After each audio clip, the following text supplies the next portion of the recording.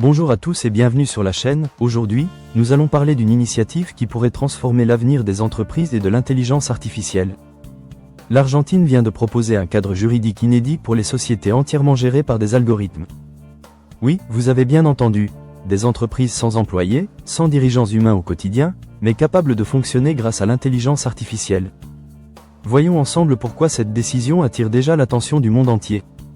Le président argentin Javier Milei et son ministre de la dérégulation, Federico Sturzenegger, ont récemment présenté leur vision dans une tribune publiée dans le Financial Times.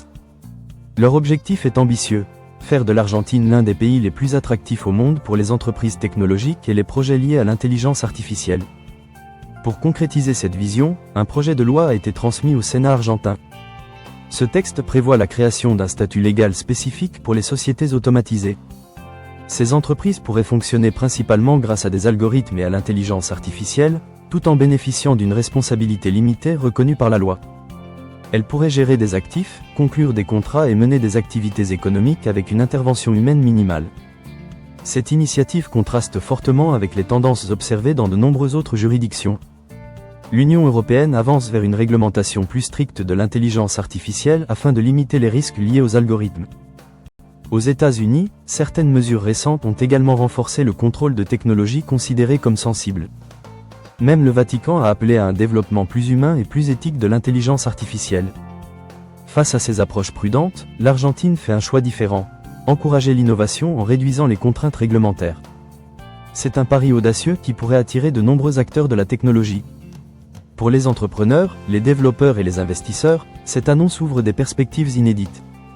Imaginez pouvoir créer une structure légale capable d'opérer de manière largement autonome grâce à l'intelligence artificielle.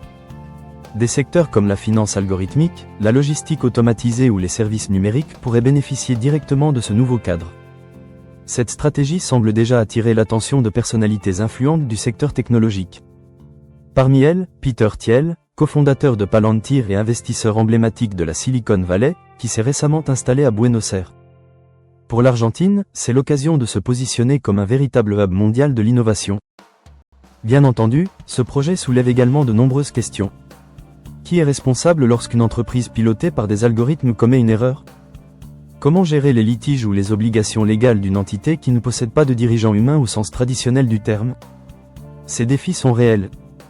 Mais l'Argentine pourrait devenir un laboratoire juridique unique dont les résultats seront observés par les gouvernements et les investisseurs du monde entier.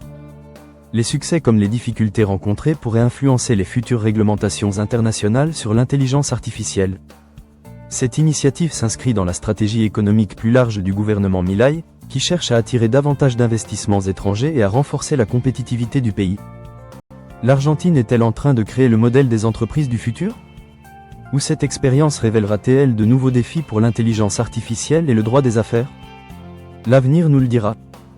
Et si cette vidéo vous a plu, n'oubliez pas de mettre un like, de vous abonner à la chaîne et d'activer la cloche de notification pour ne manquer aucune de nos prochaines vidéos.